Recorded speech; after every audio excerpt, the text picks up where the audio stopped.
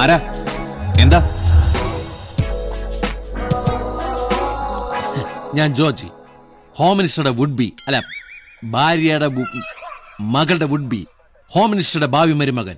Sorry sir. Hey please sit down.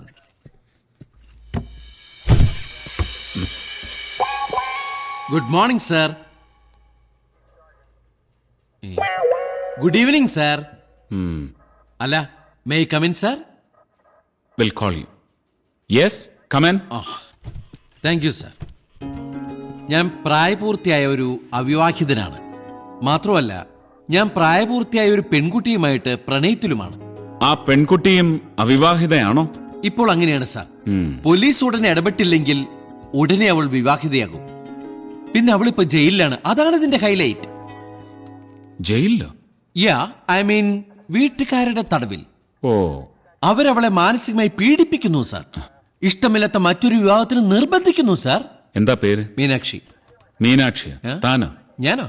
I am Georgie. Georgie Varghese Mapla. അതാണ് ഇതിന്റെ highlight. ആ, ഇതാണ് ജോർജി. എന്റെ നേരെ മൂത്താങ്ങള. അച്ചമ്പട്ടത്തിന് വേണ്ടി സെമിനാരി പഠിക്കുകയായിരുന്നു. ഇപ്പോ ലോഹയൊക്കെ ഉപേക്ഷിച്ചെന്നാ കേൾക്കുന്നത്. ഞങ്ങൾ വേർപിരിയാനാവാത്ത വിധം പ്രണയിച്ചു പോയി. ഞങ്ങളെ പിരിക്കരുത് സർ.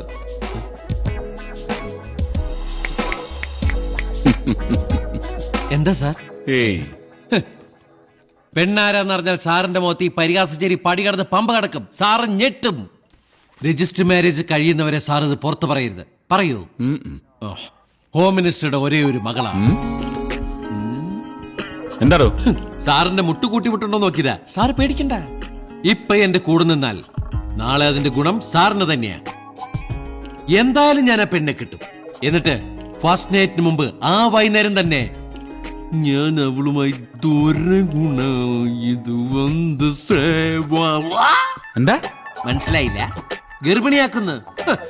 അതോടെ മുത്തച്ഛനാകാൻ പോകുന്ന ഹോം മിനിസ്റ്ററുടെ എതിർപ്പക്ക മാറും. എന്നെ അംഗീകരിക്കും. അപ്പോ ആഭ്യന്തരമന്ത്രിയുടെ സൺ ഇൻ ലോ എന്ന നിലയിൽ എനിക്ക് സാറിന് വേണ്ടി പലതും ചെയ്യാൻ സാധിക്കും. പ്രൊമോഷൻ, ട്രാൻസ്ഫർ, ഡിസ്മിസൽ, എന്തും. എന്ന് കരുതി ഇപ്പൊ സാറിന് അവകാശപ്പെട്ട കൈക്കൂലി ഞാൻ തരാതിരിക്കില്ല. നിന്നെ ഇപ്പൊ തന്നെ തൂക്കിയെടുത്ത് അകത്തിടുകയാണ് വേണ്ടത്, കൈക്കൂലി ഓഫർ ചെയ്താൻ. അതാണ് അതിന്റെ ഹൈലൈറ്റ്. അയ്യോ, അത് ഹൈലൈറ്റ് അല്ല, എന്റെ ലൈഫിന്റെ ഫുൾ ലൈറ്റ് പോവും. ഞാനൊരു ആവേശം കൊണ്ട് പറഞ്ഞു പോയതാ. പോലീസ് മന്ത്രിയുടെ ഭാവി മരുമകന്റെ ഭാവി തച്ചുടക്കരുത് സാർ. എന്നാ പിന്നെ ഭാവി മരുമകന്റെ പ്രൊട്ടക്ഷൻ എങ്ങനെയായിരിക്കണമെന്ന് ഞാൻ ഹോം മിനിസ്റ്റർ നേരിൽ കണ്ടു ചോദിച്ചോളാം. പ്ലീസ്. അയ്യോ വേണ്ട. ആ അഭിശപ്ത കാമുകൻ ഞാനെന്നറിഞ്ഞാൽ, ഞാൻ നാട്ടിലെത്തിയ വിവരം പുറത്തറിഞ്ഞ എന്റെ പുക പോലും പുറത്തു കാണില്ല സാർ. തട്ടിക്കളയും. ഈ കല്യാണം നടന്നാൽ ഞങ്ങൾക്ക് ജനിക്കുന്ന മൂന്നാമത്തെ കുഞ്ഞിനെ, അത് ആൺകുട്ടിയാണെങ്കിൽ കൊച്ചിനെ അച്ഛനാക്കി തിരുസഭയ്ക്ക് കൊടുക്കാന്ന് ഞാനൊരു നേർച്ച നേർന്നുണ്ട് സാർ. ആ നേർച്ച നിറവേറ്റണം സാർ. എന്നെ സഹായിക്കണം. അനിയനെ പോലെ കാണണം, സംരക്ഷിക്കണം. കർത്താവിന്റെ അനുഗ്രഹം ഇപ്പോഴും എപ്പോഴും ഉണ്ടാകും. അല്ല സാറേ, ഞാൻ പറഞ്ഞിട്ട് അങ്ങോട്ട് ചിരിച്ചിട്ട്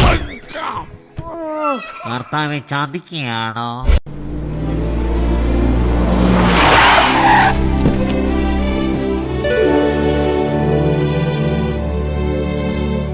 കർത്താവേ, ഈ ദാസനെ ആപ്പച്ച് പുറത്തേക്ക് വലിച്ചറിയാതെ കാത്തുകൊള്ളണേ.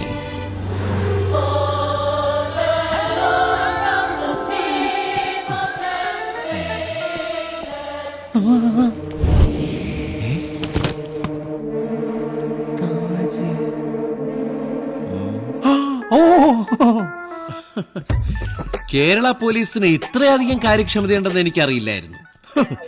എന്റെ പ്രൊട്ടക്ഷൻ ഇത്ര പെട്ടെന്ന് വീട്ടിൽ വന്ന് നടപ്പാക്കുമെന്നും വിചാരിച്ചില്ല. അതും സാറ് നേരിട്ട്. 2 സാധാ പോലീസ് മതിയായിരുന്നു. ഏയ്, ഹോം മിനിസ്റ്ററുടെ ഭാവി മരുമകന് സെക്യൂരിറ്റി സാധാ പോലീസ്, അത് ഞങ്ങളുടെ വകുപ്പ് മന്ത്രി അപമാനിക്കില്ലല്ലേ? അത് പിന്നെ സാറേ, വീടിനകത്ത് കയറിയുള്ള സംരക്ഷണം ഒന്നും വേണ്ട. ഇത് സ്ത്രീകളുള്ള വീടാ. ഓ, You got it? If you don't know how to behave, I will teach you. I will teach you. Georgie, Stella. Georgie, നീ എവിടെയായിരുന്നു? നിന്നെ കുറിച്ച് ഒരു വിവരവും ഇല്ല. ഒന്ന് ഫോൺ പോലും ചെയ്യാതെ. ഒന്നും പറയണ്ട പെങ്ങളെ, ഒരുപാട് പ്രശ്നങ്ങളായിരുന്നേ. നീ നാട്ടിലെത്തിയിട്ട് നേരം കുറയായെന്ന് അറിഞ്ഞു. എന്താ വീട്ടിലെത്താൻ വൈകിയത്? അത് പിന്നെ ലോഹയുടെ, അത് അപ്പച്ചിയുടെ മുമ്പിൽ എങ്ങനെ ഞാൻ. എന്താ ലോഹേ? ഇത് ഞങ്ങൾ വീട്ടുകാരെ തമ്മിലുള്ള സ്വകാര്യ. അങ്ങനെ വിട്ടാ പറ്റില്ല. ജോർജി, ഇതാണ് പോലീസുകാരെ വീട്ടിൽ കയറ്റാനുള്ള കുഴപ്പം. കേറി അങ്ങോട്ട് നീയാത്തോ സാറ് പുറത്തോ എന്തീ കാണിക്കുന്നേ? Don't touch the body. No relation with the family. I told you നാ. ഔട്ട്. അപ്പച്ചൻ വന്നിട്ട് പോവാം. അപ്പച്ചി ഇവിടെ ഇല്ലേ? ആഹാ, അത് ശരി. ആണുങ്ങളില്ലാത്ത സമയത്ത് എവിടെ ഇറങ്ങി ചുറ്റിക്കറങ്ങ. ഔട്ട്. ഞാൻ ഹോം മിനിസ്റ്ററോട് കംപ്ലൈന്റ് ചെയ്യും. ജോജി, ഇതെന്റെ ഹോമിലെ മിനിസ്റ്ററാ. ദാ, എന്റെ കെട്ടിയവനാ. ദാ നോക്കി.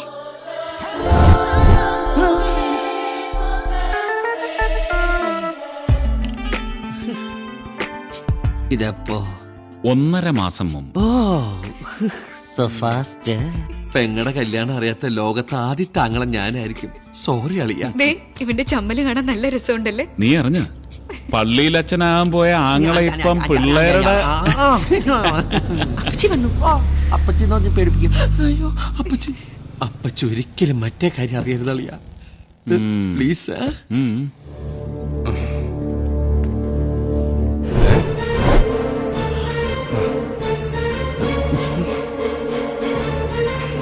അപ്പച്ചി